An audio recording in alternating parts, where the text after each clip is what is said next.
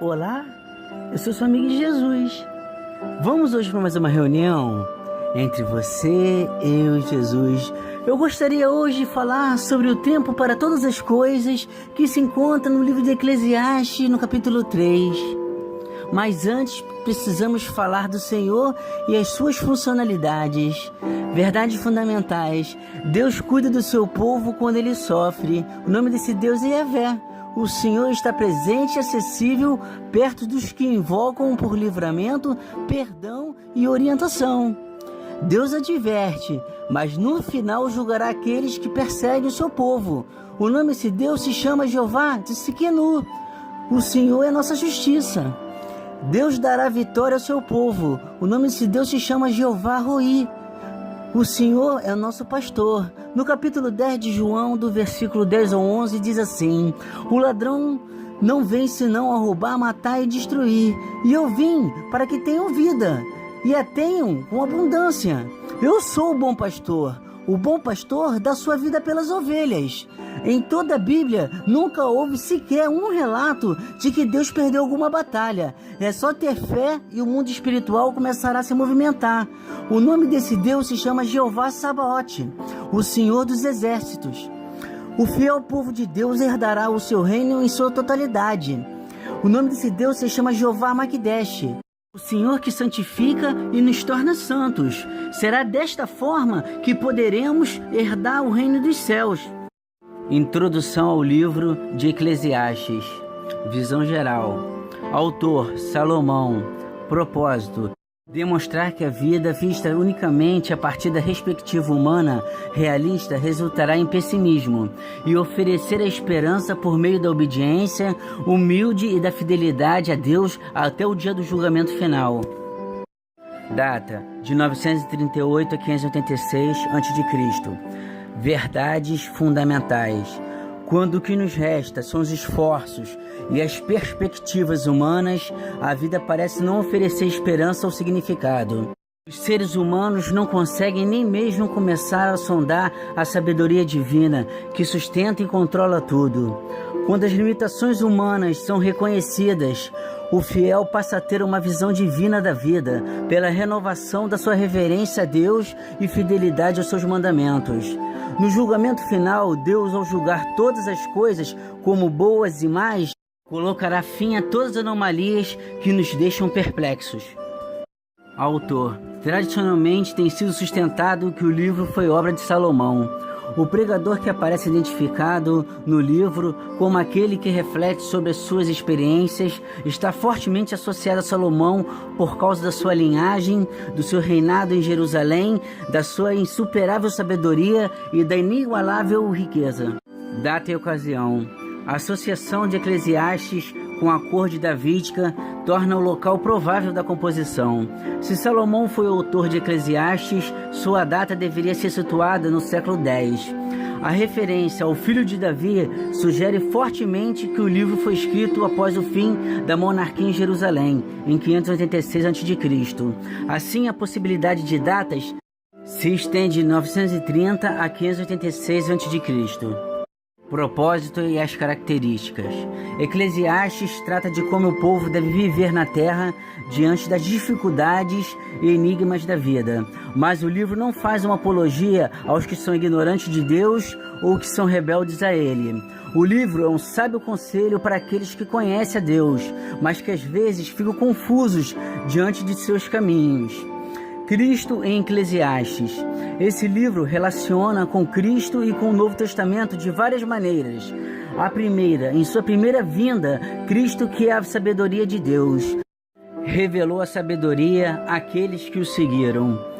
Na segunda, por meio da fé em Cristo, temos acesso à sabedoria de Deus, do mesmo modo que Eclesiastes faz um chamado ao temor e à obediência. Agora faremos juntos um breve estudo do capítulo 3 de Eclesiastes, onde o tema central é há tempo para todas as coisas. No capítulo 3 de Eclesiastes, versículo 1, diz assim: tudo tem o seu tempo determinado, há tempo para todo propósito debaixo do céu. Entender mal este capítulo é entender mal o propósito de Deus. Os tempos. No capítulo 3 de Eclesiastes, do 2 ao 18, fala sobre os tempos. Há tempo de nascer, há tempo de morrer. Há tempo de plantar e tempo de arrancar o que se plantou. Tempo de matar, tempo de curar. Tempo de derrubar, tempo de edificar. Tempo de chorar, tempo de rir. Tempo de prantear, tempo de dançar. Tempo de espalhar pedras, tempo de ajuntar pedras. Tempo de abraçar, tempo de afastar-se de abraçar. Tempo de buscar e tempo de perder. Tempo de guardar e tempo de lançar fora. Tempo de rasgar e tempo de coser. Tempo de estar calado, tempo de falar. Tempo de amar, tempo de odiar. Tempo de guerra e tempo de paz. Somente quem poderá conhecer e entender esses respectivos tempos será quem estiver andando conforme o Espírito. Isso só pode ser feito pelos cristãos que têm sua fé em Cristo como a fonte e na cruz como meio, e que mantêm a sua fé nesta obra. O Espírito Santo opera completamente dentro do termo da obra completa de Cristo. O mínimo que ele requer de nós é que a nossa fé sempre esteja na obra terminada. Ao fazer isto, o Espírito Santo de Deus irá operar em nossas vidas, nos conduzindo e nos guiando. Se o Espírito daquele que ressuscitou Jesus dentre os mortos habita em vocês, aquele que ressuscitou a Cristo dentre os mortos também dará vida aos seus corpos mortais, por meio do Espírito que habita em vocês. Trabalho proveitoso ou não. No capítulo 3 de Eclesiastes, no versículo 9, diz assim: que proveito tem um trabalhador naquilo em que trabalha? Se de fato o homem trabalha somente para este mundo presente, não há proveito. Entretanto, se o trabalho do homem é empreendido para suprir as necessidades da vida e fazer a obra de Deus, ajudando a levar este evangelho ao mundo, o proveito será eterno. Trabalho como fim principal? No capítulo 3 de Eclesiastes, versículo 10, diz assim: tenho visto o trabalho que Deus deu aos filhos dos homens, para com ele os exercitar. Deus deu trabalho ao homem como uma disciplina e não como um fim. Por seguinte, fazer o trabalho o fim principal da vida é procurar por algo sem proveito. Deus ensina o homem a confiar nele. No capítulo 3 de Eclesiastes, versículo 11, diz assim: tudo fez formoso em seu tempo. Também pôs o mundo no coração do homem, sem que este possa descobrir a obra que Deus fez desde o princípio até o fim. Neste versículo, a palavra mundo deveria ser traduzida como eternidade. Deus fez tudo formoso em seu tempo e deu ao homem a consciência da eternidade. Mas ele limitou essa inteligência para que o homem não possa discernir e nem criticar todas as ações de Deus, visto que elas abrangem o passado e o futuro.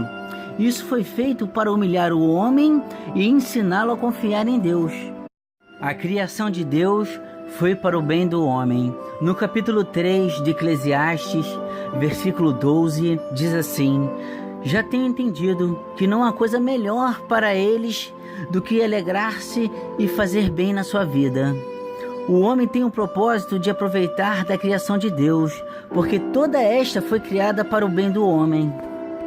O propósito do homem. No capítulo 3 de Eclesiastes, versículo 13, diz assim: e também que todo homem come e beba e goze do bem de todo o seu trabalho. Isto é um dom de Deus. Comer, trabalhar, beber, desfrutar, disso indica que o trabalho legítimo é a obrigação diária do homem, mas não o fim e nem o propósito da sua existência. Ser obediente e confiar no Senhor, fazer parte do exército de Cristo e de pregar o Evangelho a toda criatura. O temor ao Senhor. No capítulo 3 de Eclesiastes, versículo 14, diz assim: eu sei que tudo quanto Deus faz durará eternamente. Nada se deve acrescentar, nada se deve tirar. E isto faz Deus para que haja temor diante dele.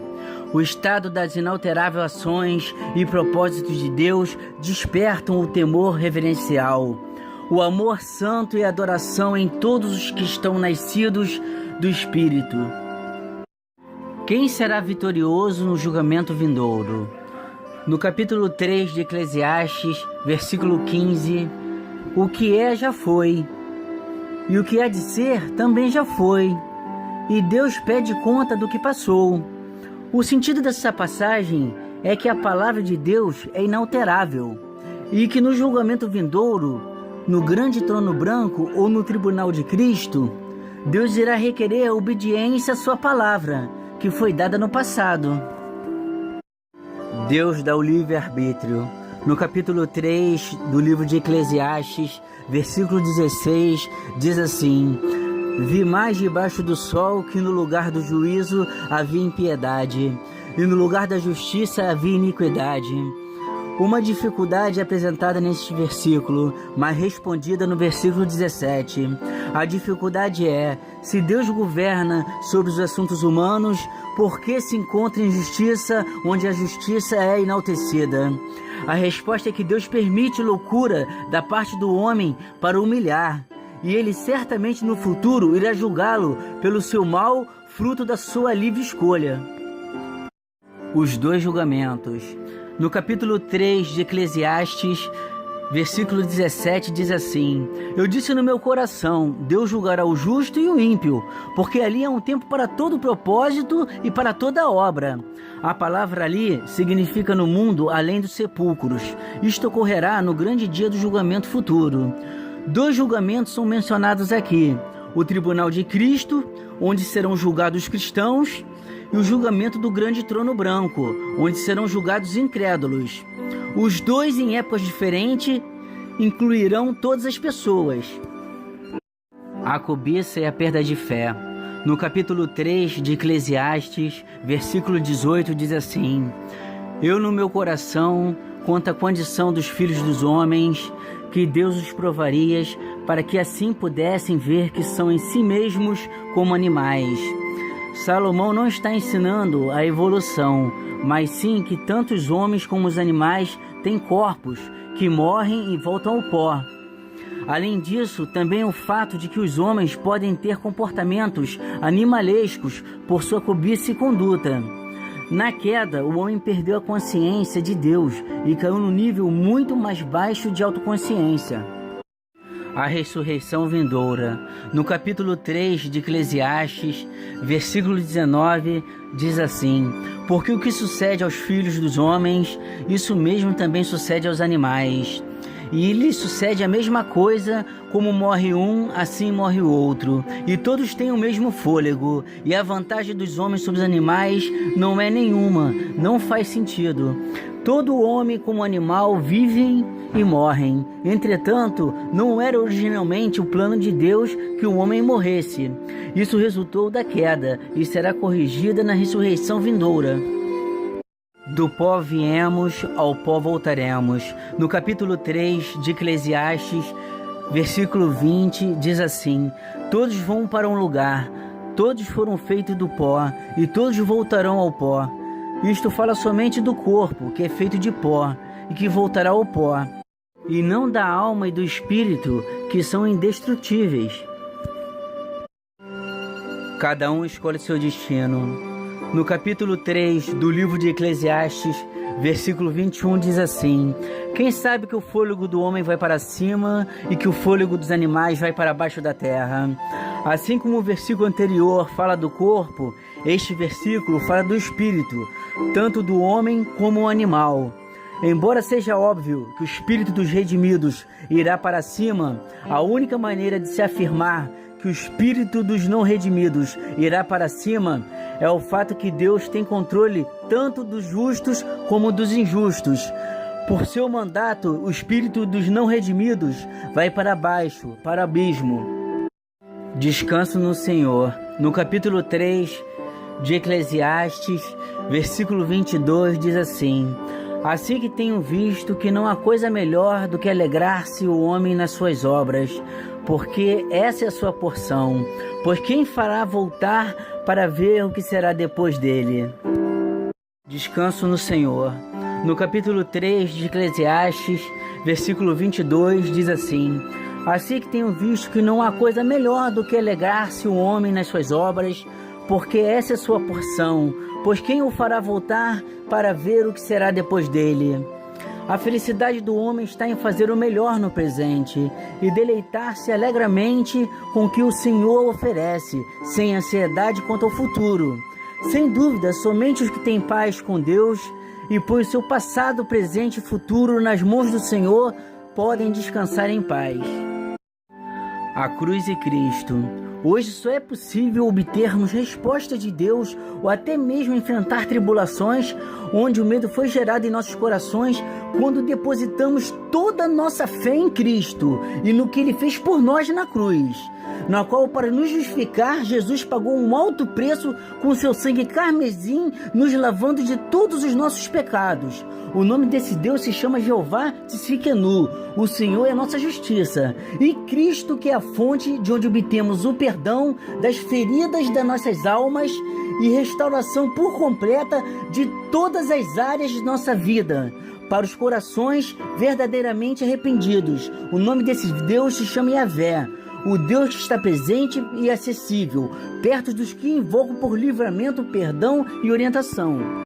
Um ponto de fé e esperança para a sua vida.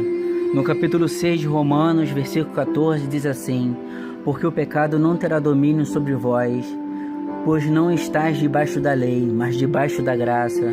No capítulo 8 de Romanos, do versículo 1 ao 2, diz assim: portanto agora nenhuma condenação há para os que estão em Cristo Jesus, que não andam segundo a carne, mas segundo o Espírito, porque a lei do Espírito de vida em Cristo Jesus me livrou da lei do pecado e da morte. A importância do ID. No livro de Marcos, capítulo 16, do versículo 15 ao 16, e Jesus disse: ide por todo o mundo, pregai o evangelho a toda criatura. Quem crê e for batizado será salvo, mas quem não crer será condenado. Neste capítulo 2 Timóteo, Paulo encoraja os cristãos sobre a oportunidade de pregar em qualquer ocasião, ou seja, oportuna ou inoportuna. Em 2 Timóteo, no capítulo 4, versículo 2, diz: pregue a palavra, esteja preparado a tempo e fora de tempo, repreenda, corrija, exorte com toda paciência e doutrina. Entendimento eclesiástico para que a sua fé não morra. Apesar de muitas das vezes no templo praticarmos o ato da boa vizinhança e querermos agradar ao pastor ou ao padre, outro tipo de liderança, temos que ter a convicção de que o cordão umbilical deve estar somente ligado na cruz e no que Jesus fez nela por nós. Muitos cristãos se perderam no meio da caminhada por causas que certamente Deus não foi e nunca será o culpado. As pessoas se baseiam nos pecados do homem, que já tem a sua tendência pecaminosa, e praticam seus pecados ocultos, onde Deus não coabita em meio desta situação. Igreja é um lugar de vários degraus, onde cada um com sua fé e sua obediência ao Senhor se mantém no caminho da fé e da salvação, e avançam degrau por degrau, ao chegar ao ponto do Espírito Santo nos purificar e nos santificar. Então não devemos nos decepcionar e nem permitir que isto nos afaste do amor de Cristo. Antes de orar, eu gostaria de te convidar a fazer um voto de fé em 4 etapas. E veremos como Deus nos ama e é misericordioso. Na primeira etapa, devemos sempre confiar em Deus no que fará ou no que pode fazer. Isso se chama fé, e é através dela que poderemos ser salvos. No capítulo 26 de Mateus, versículo 41, diz assim: vigiai e orai, para que não entreis em tentação. Na verdade, o espírito está pronto, mas a carne é fraca. Então devemos sempre ler diariamente a palavra de Deus, pois é através dela que alimentaremos a nossa fé. Na segunda etapa, temos que ter a ciência que o nosso Deus é um Deus extremamente ciumento. E não pode haver idolatria, e ela pode acontecer de várias formas diferentes. Pelo simples fato de ficar o dia inteiro em redes sociais e não sabermos administrar o tempo para Deus, é um exemplo entre outros de idolatria. Na terceira etapa, deveremos aceitar a conversão, onde o velho homem morrerá e nasceremos como filhos de Deus através do batismo. e o nosso nome estará escrito no livro da vida, de onde prestaremos contas no dia do juízo final. Então agora o pecado não habita mais em nós, e sim o Espírito Santo, e já sabendo que temos a tendência à natureza pecaminosa, devemos ir para o joelho dobrado e pedir perdão ao Senhor. Sabemos que no início pode parecer difícil, mas ao perseverar e começarmos a ter experiências com Deus, te garanto que nunca mais nos afastaremos dos caminhos do Senhor. Na quarta etapa, devemos entender a importância de jejuar. Ela pode ser de diversas formas diferentes, não apenas ficar um dia sem comer, porque entendemos que muitas pessoas, por questões de saúde, não podem assumir este tipo de compromisso. Mas podemos, por exemplo, ficar sem acessar redes sociais, deixar de fazer algo que gostamos de fazer. Isso também é uma forma de jejuar. O porquê de jejuar. No livro de Marcos, no capítulo 9, do versículo 25 ao 29, diz assim: quando Jesus viu que uma multidão estava se ajuntando, repreendeu o espírito imundo, dizendo: espírito mudo e surdo, eu ordeno que o deixe e nunca mais entre nele. O espírito gritou, o agitou violentamente e saiu. O menino ficou como morto, a ponto de muitos dizerem: ele morreu. Mas Jesus o tomou pela mão e o levantou, e ele ficou em pé. Depois de Jesus ter entrado em casa, seus discípulos lhe perguntaram em particular: por que não conseguimos expulsá-lo? Ele respondeu: essa espécie só sai pela oração e pelo jejum. Eu quero agora orar pela sua vida. Abaixe sua cabeça, feche seus olhos e coloque sua mão no seu coração. E permita que o Espírito Santo de Deus possa transformar você. Senhor, meu Deus e meu Pai, o Teu Evangelho foi pregado, Senhor. Meu Pai, a Sua palavra nunca volta vazia. Espírito Santo de Deus, sonda o coração dessas pessoas que estão aí e transforme elas, que elas possam entrar no Seu reino. Deus amado, Deus querido, eu peço que o Senhor esteja no leme do nosso barco, nos conduzindo, nos guiando, meu Pai, para que possamos, meu Pai, estar no caminho da salvação, no caminho da fé. Deus amado, Deus querido, nos renova espiritualmente, nos renova na nossa vida, nos renova no nosso espírito, renova a nossa unção, para que possamos estar, meu Pai, contigo na caminhada. E se porventura começarmos a nos distanciar de Ti, Senhor, faça como Pedro, que começou a afundar, e o Senhor levantou pela mão e o chamou um homem de pequena fé. Assim somos nós também, Senhor, homens de pequena fé. Que o Senhor possa nos ensinar, Senhor, a andar contigo, meu Pai. Que o Senhor nos dê o fruto do Espírito, que é a mansidão, a longanimidade, a benignidade,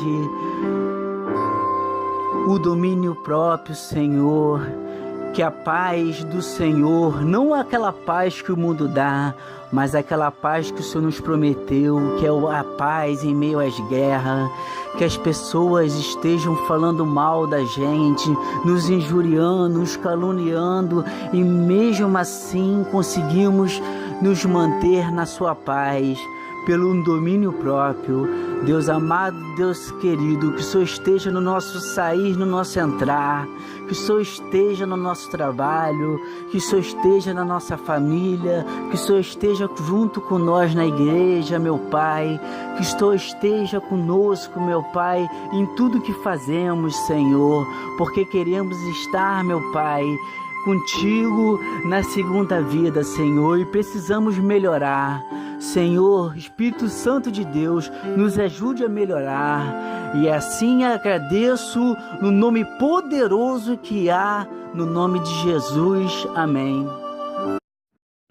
E eu não poderia deixar de falar dessas 3 pessoas especiais que tanto têm colaborado para o Evangelho de Cristo, e eu deixo aqui o livro de Mateus, capítulo 13, do versículo 44 e 45, que fala do reino do céu, O reino do céu é o negociante que procura por pérolas valiosas.